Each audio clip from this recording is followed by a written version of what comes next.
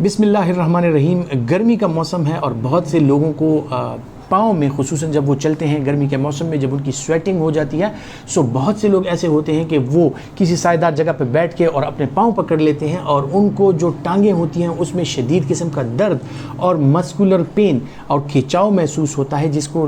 Cramps कहा जाता है। और ये मस्कुलर क्रैम्प्स इतने शदीद होते हैं कि बाज़ औक़ात उर्फ़ आम में इसको मसल पुल होना कहते हैं। सो ये मसल पुल क्यों होता है? जो सबसे बुनियादी चीज़ है वो है जी आपका फ्लूइड, यानी जब भी आपको डिहाइड्रेशन हो और आप चल फिर रहे हो, कोई एक्टिविटी कर रहे हो, तो उसमें क्या होता है कि जो आपके मसल्स हैं वो मुसलसल फंक्शनिंग कर रहे होते हैं, उनमें कंट्रैक्शन और रिलैक्सेशन का फेज़ जारी होता है। और इसी कंट्रैक्शन रिलैक्सेशन फेज़ में जो एटीपी जल रहा होता है, जिससे वेस्ट प्रोडक्ट्स बनती हैं, जिनमें लैक्टिक एसिड और मुख्तलिफ़ किस्म की ऐसी चीज़ें होती हैं जिसकी वजह से आपको इस मसल में पेन होना स्टार्ट हो जाता है। और फिर इसी स्वेटिंग के साथ मुख्तलिफ़ किस्म की नमकियात, खुसूसन पोटाशियम का मैं जिक्र करूँगा कि पोटाशियम का लॉस बहुत ज़्यादा हो रहा है। सो पोटाशियम जब लॉस होता है तो आपके मसल्स जो हैं उनकी एक्साइटेबिलिटी बढ़ जाती है और वो क्रैम्प का शिकार हो जाते हैं या इरिवर्सिबल उनमें एक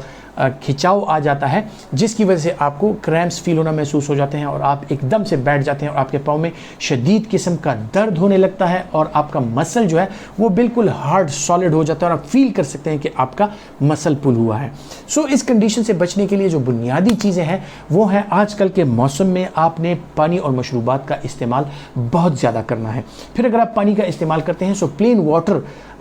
इतना ज़्यादा आपको फ़ायदा नहीं देगा, क्योंकि आजकल स्वेटिंग होती है और इस वजह से मुख्तलिफ़ किस्म की नमकियात, जिस तरह मैंने जिक्र किया कि सोडियम, पोटाशियम, कैल्शियम और ये सारी चीज़ें जो हैं ये आपके जो पसीना है उसमें उनका अखराज हो रहा होता है। सो इनको रिप्लेस करने के लिए आप अगर थोड़ा सा नमक पानी में मिला लें तो अच्छी बात है। नमक के साथ साथ अगर पोटाशियम आपको चाहिए तो जो सिट्रस फ्रूट्स होते हैं, जो आजकल खुसूसन लेमन यानी लीमू का जो आजकल काफ़ी इजीली अवेलेबल है, दौर भी ऐसा है कि आप अगर उसको पिएं तो आपको एक ठंडक का भी एहसास होता है, आप फ्रेश भी हो जाते हैं और इसमें आपको बहुत से इलेक्ट्रोलाइट्स इंक्लूडिंग पोटाशियम ये आपको मिल जाता है। इसी के साथ साथ जो है तो केला और खजूर का इस्तेमाल अगर आप इस मौसम में करें,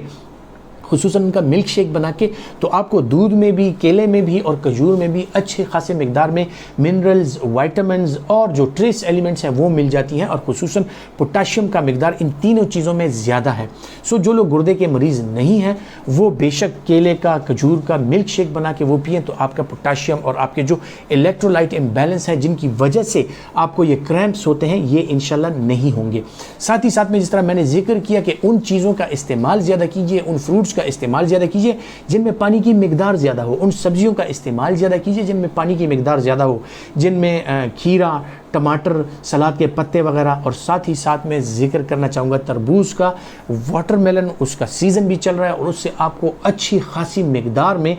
पानी और साथ ही साथ नमकियात हासिल हो जाती हैं जो आपके मस्कुलर क्रैम्प्स को रोकती हैं और आप फ्रेश रहते हैं, आपकी स्किन फ्रेश रहती है और आपको जो है तो अजीब किस्म की जो हेडेक सा होता है, जो सर पे बोझ होता है वो नहीं रहता। आपकी पानी की मिकदार अच्छी रहती है, आपकी नमकियात की मिकदार अच्छी रहती है। साथ ही साथ में ख़वातीन हज़रात, जो लोग एक्टिव स्पोर्ट्स में हिस्सा लेते हैं उनके लिए ज़रूरी है कि वो जैसे ही स्पोर्ट्स ख़त्म करते हैं थोड़ी देर बैठ के और उसके बाद मोतदिल किस्म के पानी से, जो ठंडा पानी ना हो, मोतदिल किस्म के वार्म वाटर से अगर वो बात ले लें तो उसके साथ उनके मसल्स रिलैक्स हो जाते हैं, जो लैक्टिक एसिडोसिस मसल में होती है वो कम हो जाती है, आपके मस्कुलर क्रैम्प्स भी कम हो जाते हैं, आपकी थकावट भी उतर जाती है और साथ ही साथ में आपको ये मस्कुलर क्रैम्प्स नहीं होते। उसके बाद आप बेशक अपने मसल्स का मसाज कर सकते हैं, उसमें बेशक आप किसी भी किस्म का कोकोनट ऑयल या जैतून का तेल या किसी भी तेल से अपने जिस्म का मसाज करके थोड़ी देर को अपनी जिस्म में मोतदिल जगह पे रखें ताकि आपका जिस्म जो है उसकी गर्मी उतर जाए, वो थोड़ा ठंडा हो जाए। उसके बाद आप बेशक शावर लेके और फ्रेश हो सकते हैं और साथ ही साथ में जो जिन चीज़ों का मैंने जिक्र किया उनका इस्तेमाल ज़रूरी है। फिर आते हैं दवाइयों की तरफ। अगर आपको मस्कुलर क्रैम्प्स ज़्यादा होते हैं सो इस सूरत में आपको एसिटामिनोफेन, पैरासीटामोल वगैरह से भी अफाका हो सकता है। साथ ही साथ में आपको ऑर्फेनड्रिन सिट्रेट वगैरह जो कि मसल रिलैक्सेंट एक्टिविटी भी रखती हैं उनसे अफाका हो सकता है। अगर बहुत ज़्यादा पेन हो तो आप एनसेड्स का इस्तेमाल कर सकते हैं, लेकिन अगर नॉर्मल सा दर्द हो तो आप जो नॉर्मल कैप्साइसिन यानी कैप्सिडॉल टाइप का लोशन जो होता है जिसमें कैप्साइसिन होती है, या जो आम आजकल आइबुप्रोफेन या जो